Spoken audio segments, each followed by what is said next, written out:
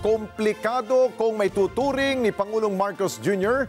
ang relasyon niya sa pamilya Duterte ng Davao.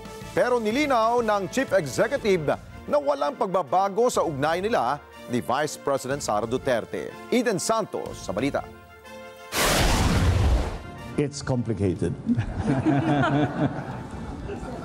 Okay. All right. It's complicated.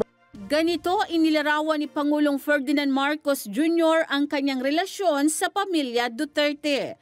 Pero nilinaw nitong maayos at walang nababago sa pakikitungo nila sa isa't isa ni Vice President Sara Duterte.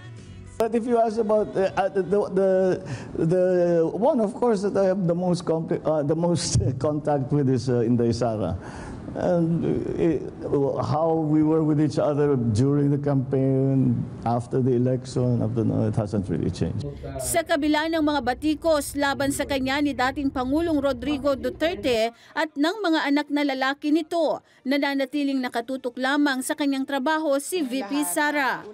He said, "Oh, are you all right now? You're in the middle of all of this." And she says, "No, I'll just work. Don't worry about it. I'll just work and work and work and work." That's her attitude. All right.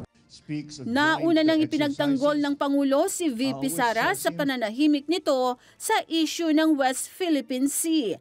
Samantala, inulit din ng Pangulo ang paninindigan na hindi kikilalanin at papayagan ng anumang warrant of arrest na ibababa ng International Criminal Court o ICC laban kay dating Pangulong Duterte. Sinabi ng Pangulo na wala ng jurisdiksyon ng ICC sa bansa, kaya't walang dahilan para kilalanin pa ang international body.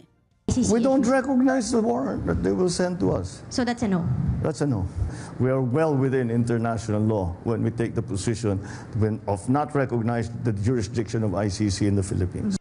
Eden Santos para sa Mata ng Agila. Matatag, matapang, matapat.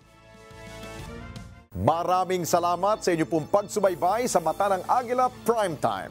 Para malaman ang matatag, matapang at matapat na mga balita, i-follow lamang at mag-subscribe sa @Net25 TV.